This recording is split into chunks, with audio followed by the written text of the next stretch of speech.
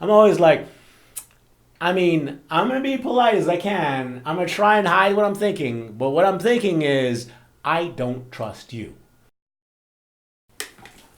Hi, I'm Alex Anders, and this is the Bisexual Romance Author Vlog. And before I say anything, I have to tell you, I am like recovering from being sick. This is week 2. I'm hoping like it's my last couple days, but I'm gonna sound really gravelly because yesterday I went to the second annual Bisexual Pride Parade in Los Angeles. Did a lot of talking and some yelling. So that on top of the sickness, yeah, my voice just is eaten up, but I hope you suffer through it. I'm going to be talking about that in the video, and also I'm going to be talking about updates to my books. So I'm going to start with the books first. So last week was a very productive week for me. I was able to do 2 major things, one of which was I was able to upload my audiobook for Her Two Wishes, got that done, got that uploaded. And the other major thing I was able to do was that there's a book that I wrote last year which really did poorly, which did really poorly in my opinion. And I have always thought that it had so much more potential. So the past couple of months now, I've been trying to figure out when I could have some time to kind of rework it, give it a new title, give it a new cover, and then just try again. And I was able to do that this weekend. This last week. I changed the cover. In fact, I'll tell you. So the book originally was called "How to Win the Love Game," and what it is, it's basically me looking at my life and figuring out why I've not been in a lot of relationships. But what it does is, like, from me exploring it, it actually ended up going into like the neuropsychological perspective, because I have this whole dopamine thing, and it's love from the aspect of neurochemicals. And if you understand how the neurochemicals work and why they work, you can then understand how to fall in love, how to get someone to fall in love with you, how to stay in love, how to rekindle a relationship that has, kind of like fizzled away. So the book was called How to Win the Love Game.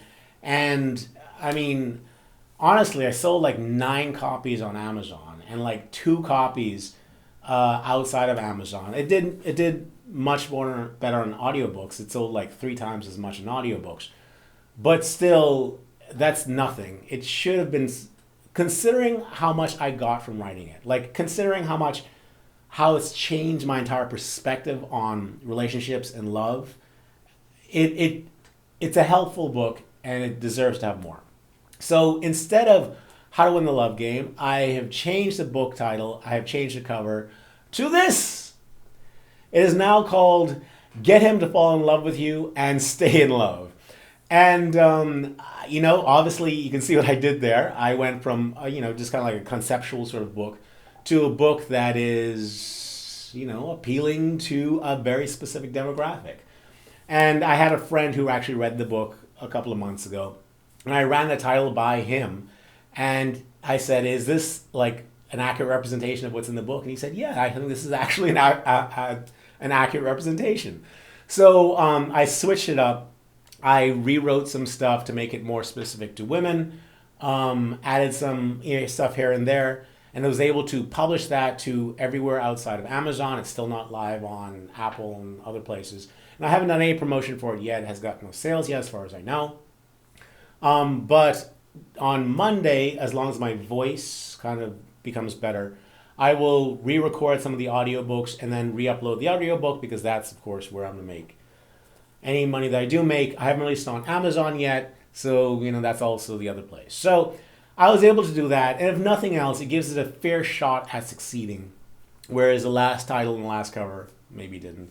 And it's funny, I was talking to my friend, one of my female friends I was running the stuff by, and when I showed her the cover initially for How to Win the Love Game, she was like, "Oh yeah, okay, I get it." And then I showed her the new cover, the new title, and she was like, "Yeah, this one." I'm like, "Well, is it significantly better than the old title though, and the old cover?" She's like, "Yeah." So obviously, this is an upgrade. Obviously, this speaks to her more as a person trying to figure out love. Hopefully, this cover and title will speak more to, people looking for love, looking to understand why they haven't fallen in love, and obviously how they can get the person they are in love with to fall in love with them. I'm really proud of the book, and it's a really good book, and it's so helpful to me. In fact, when I was rereading it to do some of the editing, I realized that I wasn't even following my own book. Like I told you a while ago that I was in love with this dude, and that was my last sort of anything that happened with relationships. And like things ended, and things for me ended abruptly. I was like, no, okay, I'm done, sort of thing. And I was rereading the book, and in the book, it talks about situations exactly like I was dealing with. And I talk about in the book what you can do to rekindle as opposed to just walk away. And yes, if I would have done those things that I mentioned in the book, it could have been a lot better and things could have been better. And I get it now. I think now whenever I get into a relationship, I should read the book before I get in. And then when things are going rocky, whatever else, I should read the book again. I think I have to make that a rule because really, reading the book, it was just a little mind-blowing. It really was. Like there's so many things I mentioned there. Just when I was writing that, I was obviously going through a point of clarity, like where my mind just opened up and just information came in because damn, like really, I read the book and I was like, God damn, that was good. So hopefully like the recovering of it, the retitling of it will do good things in terms of sales, and hopefully people will be able to connect with it and do well with it. So that's that. On the other fronts, I was doing I was looking at the sales for Her Two Wishes. The sales have been up and down. It's more often than not still been in the 50,000s. It did drop yesterday because yesterday was when, day before yesterday, because that was when the my latest book went on to Amazon. So I'm thinking that Her Best Bad Decision is taking away a few of the sales from Her Two Wishes. So yeah, that's probably something that's going to happen. Hopefully it'll recover. I will say Her Best Bad Decision on Amazon so far. I've only been promoting it for 2 days through my newsletter. It's on the second day. On the second day, it got up to 44,000. So that's good. Hopefully, it'll continue doing stuff like that. Hopefully, it'll continue rising. There's 2 more days I have of newsletter subscriber being informed about the book. So hopefully, it'll continue to rise and it'll stick up there. And it'll help the other books. I know it has helped Until My Toes Curl so far. In fact, I can tell you a little update on that. So I talked about how, I'm more trope-centric, and I rewrote the descriptions in Until Your Toes Curl to be specifically about the tropes. And I was wondering whether or not, that would make a difference. And I think it has. Since I've changed the descriptions, it has had 9 days out of 13 where the ranking has been above 30,000. So there's been a lot of days beforehand where it was below 30,000, like 35,000, 32,000, stuff like that. But 9 days out of 13, it's been above 30,000, the 20,000 range. So that's a positive thing. I think that the change to make the descriptions more trope-centric has helped. I don't know how much. It's hard to tell, in terms of sales counts exactly. But it obviously, in terms of ranking, has.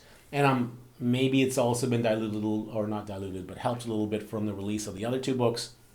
But who knows? All I can say is that the book is doing better now than it was before. So with that book doing better, and also with Her Best Bad Decision kind of creeping up there, I can feel things starting to shift. I can look at my author ranking, number 1, and see my author ranking is going up for romance. So yeah, so that's positive. Oh, and I wanted to share with you one of the reviews, or at least a part of the review so far for her Best Bad Decision. Because, this is the kind of the reviews it's kind of getting, and I'm so proud of it, and I want you to hear it. So first of all, the review is on Amazon. The title of the review is Absolutely Amazing! And it starts off with, I didn't know what to expect when I started this book. Let me tell you, it was fantastic. And then it kind of gives a description of what's going on in the book. I'll jump to a little further where they say, I have to admit, I'm not a baseball fan, but this book made me one. Well, for the moment, the angst of the playoffs and the World Series made me on the edge of my seat. I had to be on the edge of my seat. I had my fingers crossed, hoping for the best, lol. Also, this story made me teary-eyed on more than one occasion. Oh my god. And then she describes one of the scenes, which I won't ruin for you. And goes on to say, this story was beautiful, sexy, heartbreaking, funny, and I loved every minute of it. Well, such a well-written story. I really enjoyed it. Of course, I got my amazing happily ever after ending. So, I mean, that's kind of like the tone of the reviews. And, I mean, that's not like a review I've gotten for any other book. And I've mentioned, like, I got teary-eyed. Like what I skipped over right there, I said, like, she got teary-eyed. I read that she got teary-eyed. She went and described one of the scenes that I got teary-eyed when I was writing and then when I was editing. So it seems like the emotions that I was writing in the book got transferred into the book, and the readers are also having the same feelings with it. So, I mean, that's just like, I have high hopes for this book. I have high hopes that it'll not only do well with bisexual readers, bisexual romance readers, but also might do well with sports readers, sports romance readers. And I did realize something, like, after I wrote it. Like, I wrote sports romance not doing a ton of research into what sports romance is. And it turns out that I got it wrong. Because I have never read a sports romance. Actually, no, I listened to one sports romance. But I kind of just assumed that was just like an anomaly and not the way most of them are. And it turns out that's the way most of them are. So sports romances, and I've now learned, is not about the sport. It's about the bad boy who once played the sport or who still plays the sport. Like the one I've read and the other one I've kind of skimmed through, they don't talk about the actual playing of the sport at all. Whereas I guess this is kind of like my male bias and my love of sports bias. What I love about sports and watching like sports movies and stuff like that is that feeling of that, like building up of anticipation and the excitement of winning and all that stuff, like that feel-good feeling that drives all sports movies. I thought that's what would drive sports romances. It is not. It is not. It is the bad boy athlete, as I mentioned. So this book is I kind of got a sports romance wrong with this book, like at least going into what most of the people want when they read sports romance. But I'm hoping that it added something that is not common in romance, and hopefully it's a positive thing. Like hopefully like people will read this and like really enjoy it and want more of it. Now I'm going to try and add some of that kind of ending that's kind of like everyone on their feet cheering sort of ending in my next book and see what happens. It might be hard to do because it isn't a sports book, my next one. But we'll see. We'll see if it can happen. We'll see. But yeah, that's that. Her Best Bad Decision is doing well right now, and hopefully it continues to do well. I'm crossing my fingers for it. I'm hoping this is the beginning of a new time. So that's that. Now, yesterday. So yesterday was Los Angeles Bisexual Pride celebration, which included the Bisexual Pride March. I got a lot of footage from that. I interviewed a number of people who were on the march to get their feelings on it. That will be this month's video on Bisexual Real Talk. My Patreon supported video. Thank you, Patreon supporters, for supporting me. And I think on the video I'm going to talk about one of my experiences, like getting to know one of you specifically through the Patreon program. But I'll be mentioning that in the video. And that video will either be coming out later today or tomorrow, the 23rd, which is actually Bisexual Celebration Day. It really comes down to, it was yesterday, and then I got home late, and then I have to edit it. So we'll see how quickly I can get it out. It might take until tomorrow for me to do it. But I do want to talk about kind of the experience of meeting people, meeting you guys at the festival in this video. It was really nice. It was really great. I can relate one story. I undersold that so much. I love meeting you all. I love talking to you guys. It was that part fantastic. In fact, the entire experience was fantastic. Like being there, of course, I'm under the weather. So I was kind of thinking, well, do I even go? Because I'm feeling tired. I'm feeling, I'm feeling better. I'm still feeling pretty exhausted. And like there's a march and stuff like that. I was like, I don't know. But I went, and as soon as I went, I was revitalized, and I had all this energy. It was great.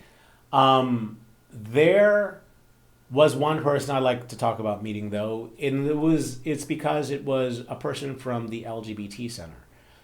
I have done videos where I'd mentioned the LGBT Center in Los Angeles because they get things wrong with bisexuals. They're just they get things wrong. Um, and I give kind of like a side eye whenever I meet someone who works with the center that's at like a bisexual event. I'm always like, I mean, I'm gonna be polite as I can. I'm gonna try and hide what I'm thinking, but what I'm thinking is I don't trust you. So there was a table there at the there were a couple of sections. There are three different portions to what happened yesterday. For the first couple of hours, we all met at this place in West Hollywood, they had a DJ playing. It was really cool, actually. I like what they did this year, and there was a bunch of tables, and the LGBT Center was there. And I went up to them like I was going around, and I was like the LGBT Center, and I see it, and I'm like, oh geez, do I keep walking? No, I don't. I have to stop. I have to be polite. And I'm wearing this shirt. I'm wearing my famously bisexual shirt. So there's a guy and a girl behind the table, and the guy says, "Oh, famously bisexual. Tell me more about that." And I'm like, I'll tell you more. Yeah, I make videos on bisexuality, and I sell bisexual romance books. He's like, "Oh, really?" And stuff like that. And like, he was very nice, but I was, guarded. And I keep walking. Later on, I see him again. And part of it was that I was like, I was this gay dude behind the LGBT table at a bi conference. Really, you couldn't find a bisexual to be like that was the thinking behind it. But later on, I saw him again, and we chatted a little bit. Turns out he was bisexual. In fact, he is one of the out of a group. I think he said like they had some like 700 employees with the LGBT Center in Los Angeles. 700 employees, and he is the bisexual there.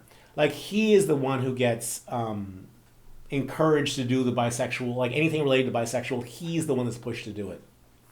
And we were talking about how his challenges, like apparently I was not wrong for having the impression that I had about the LGBT Center. He is doing everything he can to change things. Him being a person, bisexual of color, to change things from of color perspective, and now he said he was working on stuff as from the perspective of a person of color first, and now he's trying to do a push to change things for bisexuals there.